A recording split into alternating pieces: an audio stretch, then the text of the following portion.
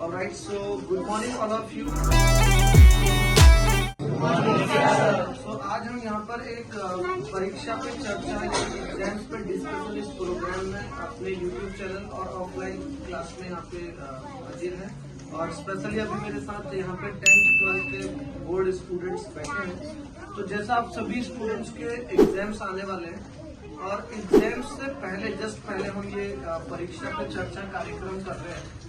इस कार्यक्रम के प्रोग्राम का बेसिक पर्पज जो है कि अगर आप एक सही माइंडसेट से या फिर एक माइंडसेट डेवलप करके आप किसी भी चीज को करने के लिए आगे जाते हैं तो आपके रिजल्ट्स में बहुत बड़ा चेंजेस आ सकता है। अभी मैंने आपको लास्ट टाइम बताया था कि एग्जाम्स में जाने से पहले स्पेशली जब आप बोर्ड एग्जाम देने जा रहे हैं 10th 12th के जब आप एग्जाम देने जा रहे हैं तो कुछ बातों को आपको ध्यान रखना है। बाकी एग्जाम्स तो सारे एग्जाम्स ही रहते हैं, बट बच्चों के माइंड में कुछ ऐसी बातें चल रही होती है ठीक एग्जाम से पहले। अगर उनको सही तरीके से गाइड कर दिया जाए तो हो सकता है कि मतलब उसका सोल्यूशन मिल सकता है।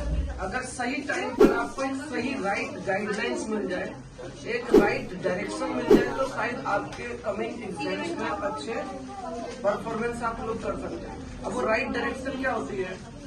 सबसे पहली बात देखिए स्टूडेंट्स, आप जो एग्जाम्स देने जा रहे हैं ये एग्जाम्स आपकी लाइफ को बहुत आसान एग्जाम होते हैं, बट आप सब लोग इन एग्जाम्स को बहुत मुश्किल समझ लेते हैं। उसका रीजन ये है आसान होने का कि इस एग्जाम्स का आपके पास सिलेबस था, ठीक है।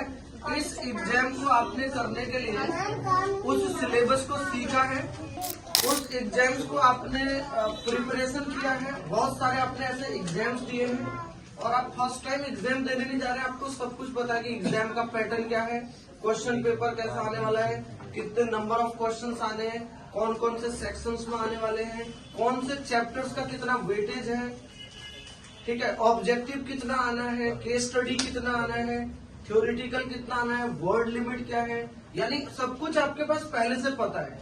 उससे भी बहुत ज्यादा इम्पोर्टेंट, उस सिलेबस को आपने 365 डेज प्रिपेयर किया, आपने पढ़ा है, सबसे इम्पोर्टेंट।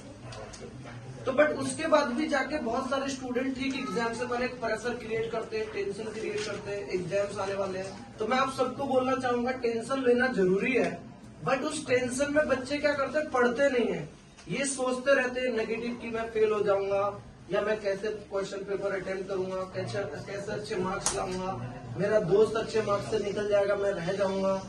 नेगेटिव सोचना स्टार्ट करते हैं। मैं आप सभी को ही बोलना चाहूंगा कि आप एग्जाम से ठीक पहले अगर अपना एक पॉजिटिव माइंडसेट डेवलप कर लें और सही तरीके से अपनी तैयारी को करना शुरू करते हैं, जो भी बचा हुआ समय है, जो आप टेंशन आपका आ रहा है उस टेंशन को सही चीज में कन्वर्ट कर दें।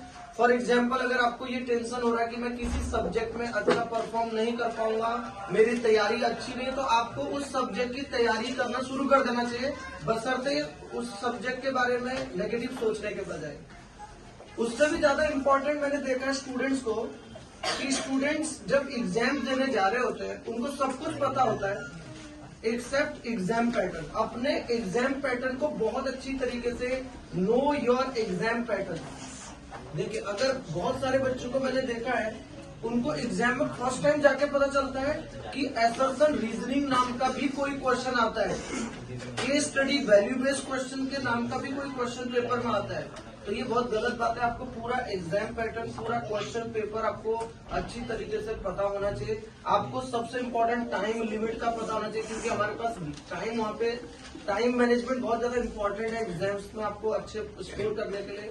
क्योंकि 3 आवर्स में मैंने देखा स्टूडेंट का राइटिंग स्किल इतना वीक होता है, 3 आवर्स में आप पूरा पेपर अटेम्प्ट नहीं कर पाते। मेजोरिटी ऑफ स्टूडेंट्स का ये प्रॉब्लम आता है। तो आपको घर से एक प्रॉपर टाइम मैनेजमेंट करके जाना है कि आप कितना टाइम में कौन से क्वेश्चंस को अटेम्प्ट करेंगे, किस सेक्शन को कितना टाइम देंगे।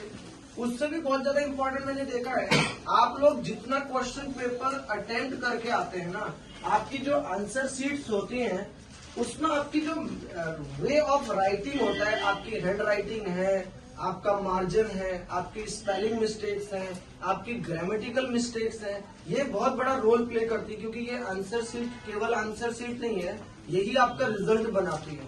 तो इस आंसर शीट को कैसे बहुत अट्रैक्टिव बनाया जाए, इसको कैसे अच्छी बनाया जाए, इसके बारे में आपको सोचना चाहिए। हैंड राइटिंग पे वर्क करना है, ग्रामेटिकल मिस्टेक्स को करेक्ट करने का सोचना है, आपने स्पेलिंग मिस्टेक्स पे ध्यान रखना है।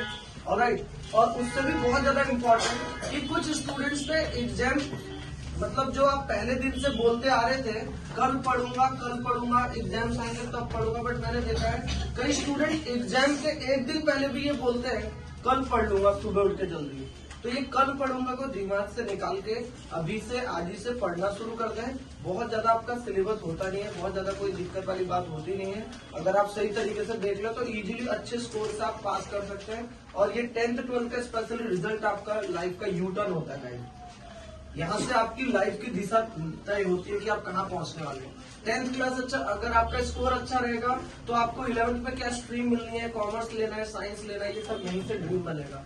12th क्लास को आगे क्या कॉलेज मिलना है, क्या आपको करना है, सारा आपका लाइफ का यू टर्न होता है। तो देखिए लाइफ में सीरियस नहीं होना है।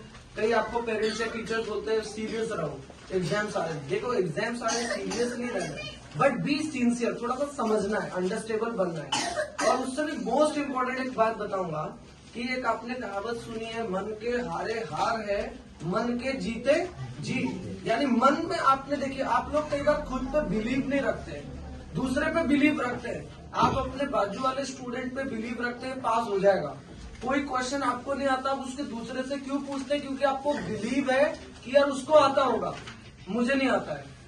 आप अभी पास होने की बात आएगी, आप दूसरे स्टूडेंट पे बिलीव करोगे, हाँ वो तो पास हो जाएगा, मैं नहीं हो पाऊंगा, इसके हाईएस्ट स्कोर आ सकते हैं, मेरे नहीं आ सकते हैं, मैं एग्जाम पेपर नहीं अटेंड कर पाऊंगा, बट मेरा दोस्त या वो भाई कर लेगा। ध्यान रखिए, आपको खुद पे बिलीव रखना बहुत जरूरी है। जब तक आप खुद पे बिलीव नहीं रखते तब तक आप कोई भी आसान काम को भी इजीली नहीं कर पाएंगे। और अगर आपको विश्वास है, आपका माइंड पॉजिटिव है ना, एटीट्यूड थोड़ा सा डिपेंड करता है। मैंने देखा बहुत सारे स्टूडेंट पढ़ाई में वीक होते हैं, है ना, साल भर पढ़ते भी नहीं है, बट एग्जाम्स में जाके वो बहुत अच्छा परफॉर्मेंस करते हैं और उनके रिजल्ट्स में बहुत अच्छे मार्क्स आते हैं, बिकॉज उनके एटीट्यूड की वजह से। तो कुछ भी लिख कर आते हैं, ट्राई करते हैं, है ना, थोड़ा सा अपना एफर्ट लगाते हैं एग्जाम पेपर में, कुछ क्वेश्चन से हेल्प लेते हैं। सवाल ही जवाब है, इस कोर्स को ध्यान रखिएगा। कई सारे स्टूडेंट्स को मैंने देखा है, उनको क्वेश्चन ही समझ में नहीं आता है, क्वेश्चन को ही ध्यान से पढ़ते नहीं, समझ कहां से आएगा।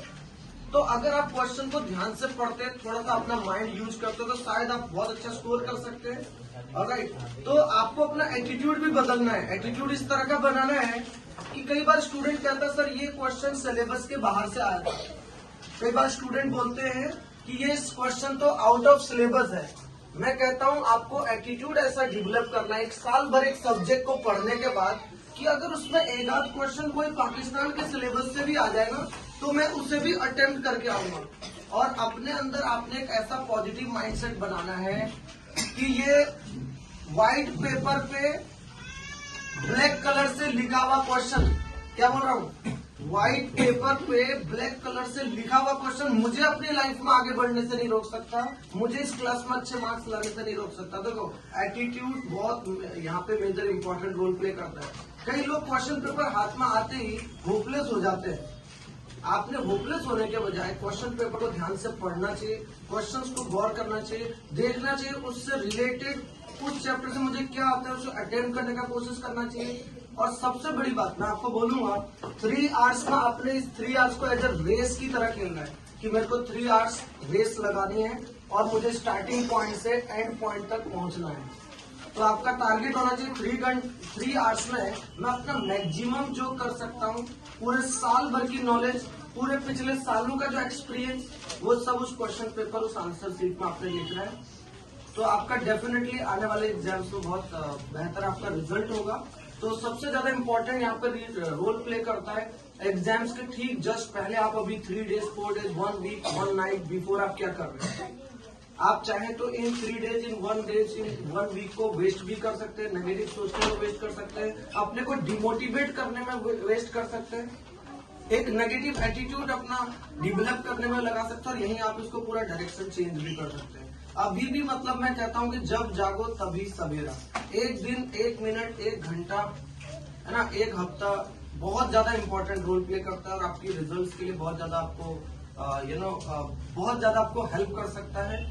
एक सेशन को यहीं पे एंड करूंगा एक कोट के साथ कि winners don't do different things, they do things differently. यानी जो विनर्स होते हैं, जो टॉपर्स होते हैं, वो कुछ अलग काम नहीं करते, बल्कि वो हर काम को अलग तरीके से करते हैं। आज का ये सेशन बेसिकली आपके माइंडसेट को चेंज करने को लेकर था, आपकी सोच बदलने के लिए था, क्योंकि सोच बदलते ही हमारी तैयारी बदल जाती है, हमारी प्रिपरेशन बदल जाती है, और तैयारी बदलते ही हमारे परिणाम बदलने लग जाते हैं। बहुत सारे स्टूडेंट रिजल्ट्स का वेट करते हैं। मैं बोलता हूँ आपने जो भी पूरे साल भर में एफर्ट्स किए या अब जो आप एफर्ट करेंगे, आप अपनी आंसर शीट में जो प्रेजेंटेशन करेंगे वही आपका रिजल्ट डिसाइड करेगा। आप सभी को आगामी परीक्षाओं के लिए, बोर्ड एग्जाम्स के लिए सभी स्टूडेंट्स को wish you all the best and फिर आपको मिलूंगा नेक्स्ट सेशन में। तब तक के लिए take care guys and wish you all the best. Have a nice day.